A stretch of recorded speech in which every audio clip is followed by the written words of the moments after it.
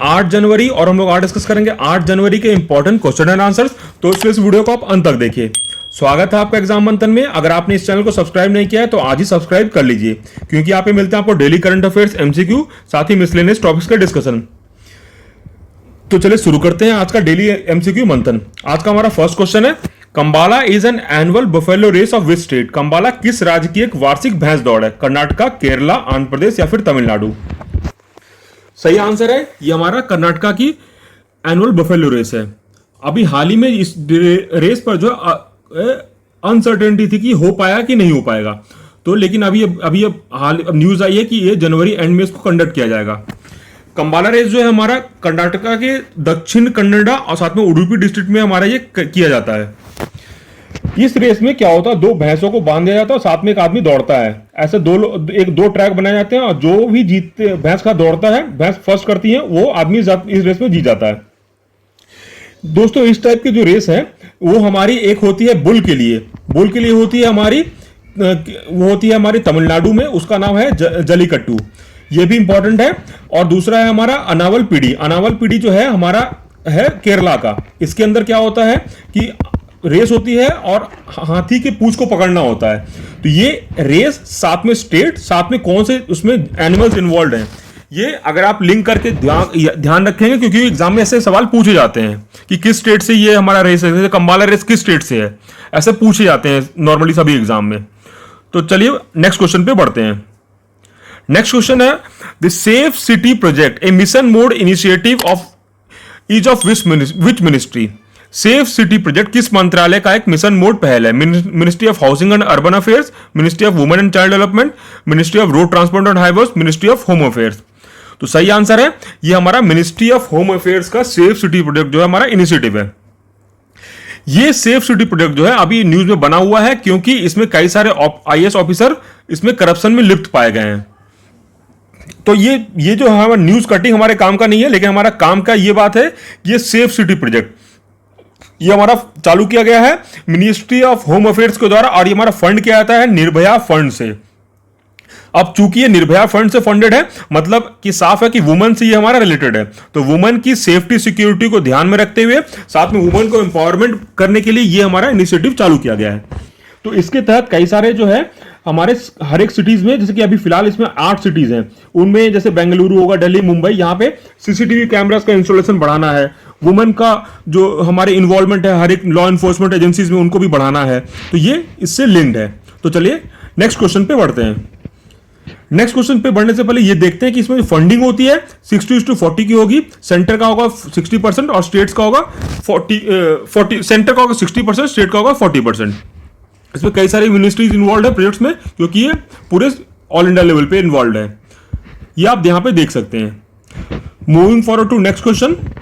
Next question है, Mudumalai national park and wildlife sanctuary also declared tiger reserve shares its boundary with which of the following state? Tamil Nadu, Kerala, Karnataka? तो सही answer है ये जो है हमारा 1, 2, 3 तीनों ही सही आंसर है। ये हमारा ट्राई जंक्शन पे लोकेटेड है। मुडुमलाई नेशनल पार्क जो है हमारा ट्राई जंक्शन पे लोकेटेड है, जैसा कि आप यहाँ पे मैप पे देख सकते हैं। तो ये तीनों की स्टेट बाउंड्रीज को टच करता है, और क्योंकि तीनों स्टेट में मौजूद है, ये हमारा नेशनल पार्क भी है, वाइल्ड लाइफ सेंचुरी भी है और टाइगर रिजर्व भी है। ऐसे काफी कम ही है इंडिया में नेशनल पार्क जो भी ऐसे रिजर्व है, जो कि national park, wild life reserve और टाइगर रिजर्व भी है। ये काफी इंपॉर्टेंट है, क्योंकि यूपीएससी का फेवरेट एरिया है हमारा वेस्टर्न घाट, साथ में नॉर्थ ईस्ट के हमारे टाइगर रिजर्व या फिर वहां के हमारे वाइल्ड लाइफ सेंचुरीज, उस पर क्वेश्चन फ्रेम करके पूछे जाते हैं। कई सारे अलग एग्जाम में भी पूछे जाते हैं, जैसे कि पूछ देते हैं बांधवगढ़ नेशनल पार्क कौन से स्टेट में लोकेटेड है, या फिर कान्हा नेशनल पार्क कौन से स्टेट में लोकेटेड है। ये भी क्वेश्चन हिसाब से कई सारे एग्जाम में पूछे जाते हैं। नेक्स्ट क्वेश्चन है हमारा, the propose Chattergala tunnel is located in? प्रस्तावित चटरगला सुरंग कहां पे स्थित है? जम्मू एंड कश्मीर, पंजाब, हिमाचल प्रदेश या फिर नागालैंड? तो सही आंसर है ये हमारा बनने वाला है जम्मू एंड कश्मीर के अंदर। अभी हाल ही में हमारे जो है बीआरओ मतलब बॉर्डर रोड ऑर्गेनाइजेशन के डायरेक्टर जनरल ने गवर्नमेंट को ब्रीफ किया है इसी टनल को लेकर के।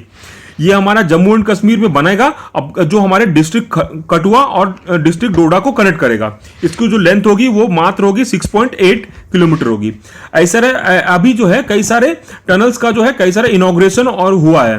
आपको उन टनल्स को याद करना है क्योंकि एग्जाम में बिल्कुल उनसे सवाल आने ही आने हैं। तो नेक्स्ट क्वेश्चन की तरफ बढ़ते हैं।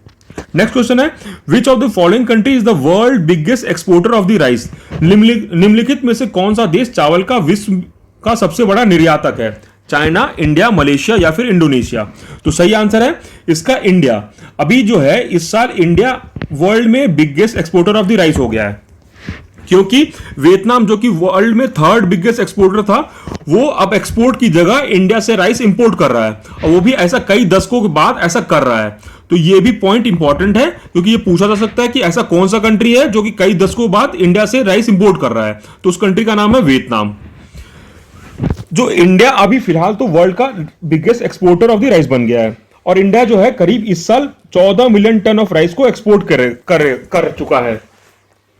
जहां तक रही बात राइस की, राइस में जो हमारा टेम्परेचर रिक्वायरमेंट होता है वो होता है 20 से 40 डिग्री, लेकिन ऑप्टिमम टेम्परेचर का होता है 30 डिग्री सेंटीग्रेड। और रेनफॉल का जो हमें इसमें चाहिए होता है वो होता है करीब 100 से 200 mm, मतलब कि अगर एवरेज देखा जाए तो 125 सेंटीमीटर इसके लिए ऑप्टिमम है।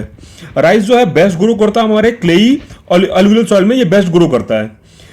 दोस्तों इस टाइप से क्वेश्चन भी कई सारे एग्जाम में पूछे जाते हैं कि राइस के लिए ऑप्टिमम टेम्परेचर क्या है या फिर ये किस रीजन में ग्रो करते हैं।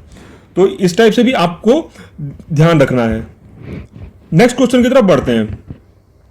नेक्स्ट क्वेश्चन में बढ़ने से पहले थोड़ा वियतनाम के बारे में इंफॉर्मेशन देखते हैं, क्योंकि वियतनाम कई सारे चीजों को लेकर के अभी न्यूज में बना हुआ है।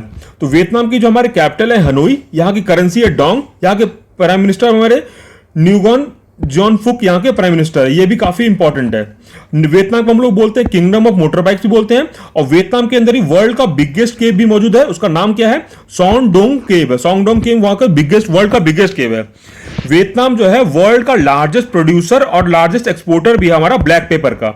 ये भी काफी इंपॉर्टेंट पॉइंट है, क्योंकि कई सारे एग्जाम में पूछते हैं कि लार्जेस्ट प्रोड्यूसर ऑफ पेपर कौन है। तो कई लोग सोचते हैं कि भाई इंडोनेशिया हो सकता है या फिर इंडिया हो सकता है, लेकिन ऐसा नहीं है। इसका है आंसर है वियतनाम। इंडिया के अंदर हमारा कौन सा state largest producer black pepper का? तो वो है हमारा कर्नाटका।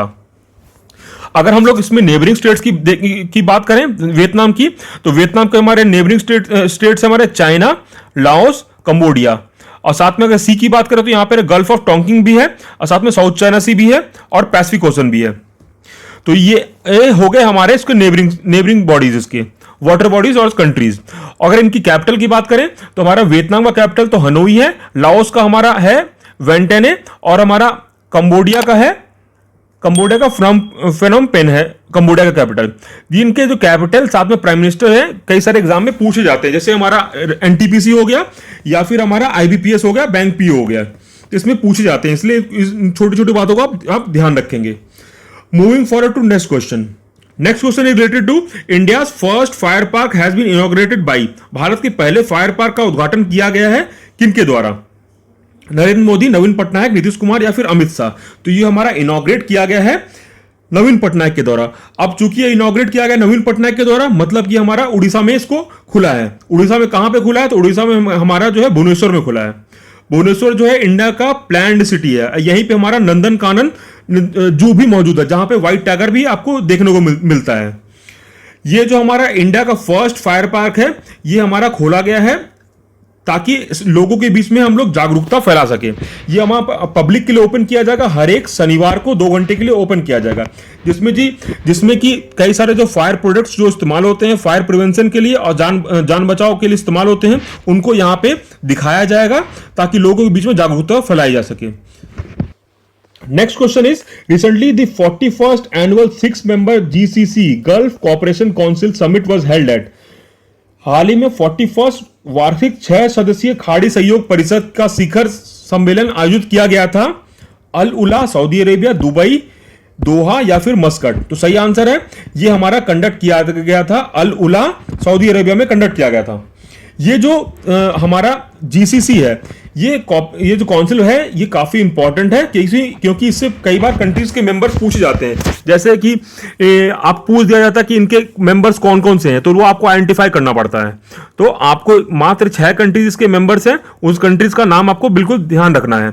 इसके मेंबर्स हैं हमारे जो भी पर्सन गल्फ कंट्रीज हैं उसके सारे मेंबर्स हैं। जैसे हमारा कुवैत हो गया, बहरीन हो गया, कतर हो गया, सऊदी अरेबिया हो गया, यूएई हो गया, ओमान हो गया, ये सारे जो हैं इसके मेंबर्स हैं।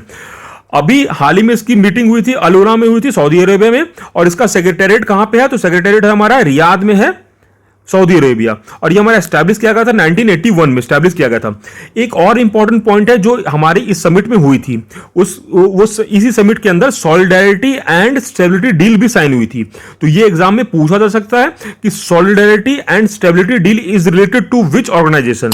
तो ये हमारा लिंक्ड है, जीसीसी से लिंक्ड है।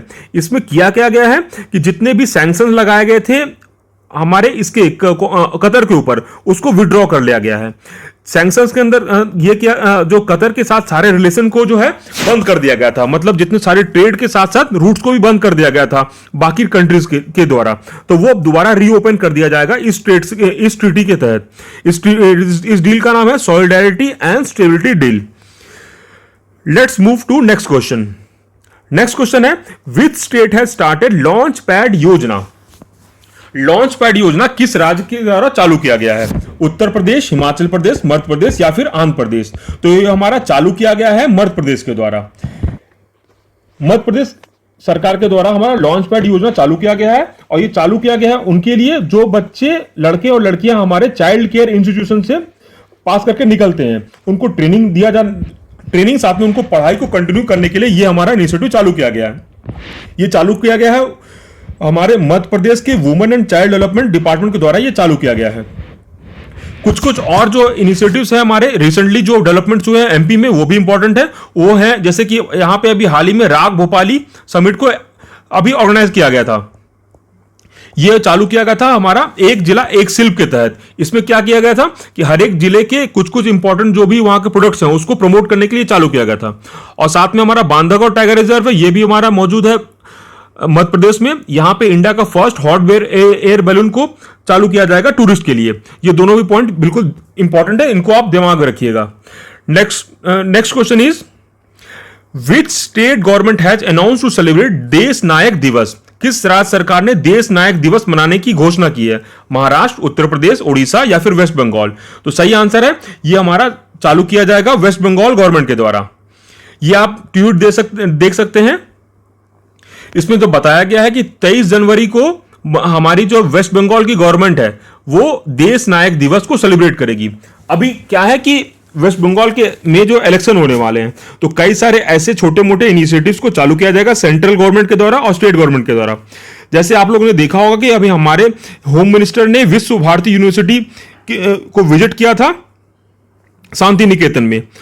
और साथ में कई सारे जो अलग अलग हाई लेवल जो मिनिस्टर्स है वो भी विजिट कर रहे हैं वेस्ट बंगाल में। तो ये अभी फिलहाल ये न्यूज में बना रहेगा। अभी हमारे प्रधानमंत्री मोदी जी ने सुभाष चंद्र बोस के जो उन्होंने झंडा फहराया था यहाँ पोर्ट ब्लेयर में, उसके 75 साल को देखते हुए उन्होंने फिर से उनको नेताजी को याद किया था। तो नेताजी भी हमारे वेस्ट बंगाल से हैं, तो ये अभी न्यूज में बिल्कुल बना रहेगा और ये इस पे हो सकता है क्वेश्चन पूछे जाएं। तो नेताजी जो है हमारे कांग्रेस के 1938 सेशन को उन्होंने जीता था, उनको हेड किया था। साथ में उनको 1939 के कांग्रेस सेशन में इलेक्ट किया गया था, लेकिन उन्होंने बाद में रिजाइन कर दिया था और साथ में उन्होंने बाद में ऑल इंडिया फॉरवर्ड ब्लॉक को बनाया था। ये क्वेश्चन काफी पूछा जाता है कि नेताजी ने किस ऑर्गेनाइजेशन को बनाया था। तो ऑल इंडिया फॉरवर्ड ब्लॉक जो है नेताजी सुभाष चंद्र बोस के द्वारा ही बनाया गया था।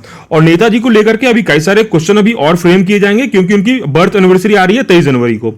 तो उसको हम लोग डिटेल से बाद में आराम से कवर कर लेंगे। वेस्ट बंगाल के बारे में देखते हैं। तो वेस्ट बंगाल का कैपिटल है कोलकाता और वहां का ऑफिशियल लैंग्वेज है बंगाली एंड इंग्लिश। आपको अगर आप ध्यान में दिला दें कि हमारा अरुणाचल प्रदेश और नागालैंड ही इंडिया में दो ही स्टेट ऐसे हैं जहां के जो फर्स्ट लैंग्वेज इंग्लिश है और सेकंड लैंग्वेज वहां की कोई भी नहीं है। तो ये भी क्वेश्चन पूछे जाते हैं कई सारे एग्जाम में। बंगाल को हम लोग बोलते हैं लैंड ऑफ रिनेसा भी बोलते हैं क्योंकि यहाँ पे कई सारे जो हमारे रिवोल्यूशनरीज थे और सोशल रिफॉर्मर्स थे वो यहाँ पे जन्म लिए हैं। जैसे हमारे होगा राम मोहन राय हो गए, ईश्वर चंद्र विद्यासागर हो गए। बंगाल को डिवाइड किया गया था, आपको ध्यान में होगा 1905 में, और बाद में रीयूनाइट कर दिया गया था 1911 में। यह हमारा 1912 तक कैपिटल रहा था इंडिया का। वेस्ट बंगाल जो है हमारा 5 स्टेट से बॉर्डर शेयर करता है और साथ में ये 3 कंट्रीज से भी बॉर्डर शेयर करता है। ये इंपॉर्टेंट है क्योंकि ऐसा मात्र एक स्टेट बनता है जो कि 3 कंट्री से बॉर्डर शेयर कर रहा है। वेस्ट बंगाल जो है इंडिया का second longest international border share करता है। ईडन गार्डन जो है इंडिया का ओल्डेस्ट स्टेडियम हमारा जो है मौजूद है हमारे कोलकाता में, हावड़ा ब्रिज भी हमारे कोलकाता में मौजूद है। और इंडिया का जो कोलकाता का मेट्रो रेल प्रोजेक्ट था, इंडिया में फर्स्ट था अपने आप में। नेक्स्ट आगे बढ़ते हैं। आज का लास्ट क्वेश्चन है, Tesla has open the world largest super charger station in. Tesla ने दुनिया का सबसे बड़ा सुपर चार्जर स्टेशन कहां पे खोला है? इंडिया, चाइना, यूएसए या फिर जापान? तो सही आंसर है ये टेस्ला ने ओपन किया है चाइना में। ये आप देख सकते हैं, ये जो है टेस्ला ने चाइना में सुपर चार्जर स्टेशन को इनॉग्रेट किया है। ये वर्ल्ड का लार्जेस्ट सुपर चार्जर स्टेशन खोला है, जिसमें करीब 72 स्टॉल बनाए गए हैं ताकि कई सारी गाड़ियों को एक साथ चार्ज किया जा सके। टेस्ला जो कंपनी है, ये इस्टेब्लिश की गई थी 2003 में। इसका हेडक्वार्टर है हमारा कैलिफोर्निया, यूएसए में, और इसके सीईओ है हमारे इलॉन मस्क। तो दोस्तों, इसी के साथ आज का डेली एमसीक्यू का कार्यक्रम समाप्त होता है। आशा करते हैं आपको वीडियो पसंद आया होगा। अगर पसंद आया तो कृपया करके लाइक, शेयर और सब्सक्राइब करना ना भूलें। तो चलिए फिर कल मिलते हैं डेली एमसीक्यू के साथ। आज के लिए बस इतना ही। धन्यवाद।